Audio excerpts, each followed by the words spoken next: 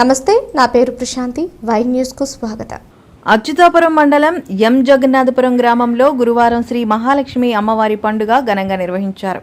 గ్రామానికి చెందిన శ్రీ సిద్ధి Vinayaka defence association సైనికులు, మాజీ సైనికులు అమ్మవారికి 3 కేజీలన్నర వెండి కిరీటం, ముక్కుపుడక, జుగ్గాలు తయారు చేయించి గ్రామ పురువీధుల్లో ఊరేగింపుగా చేరుకుని అమ్మవారికి అలంకరించారు.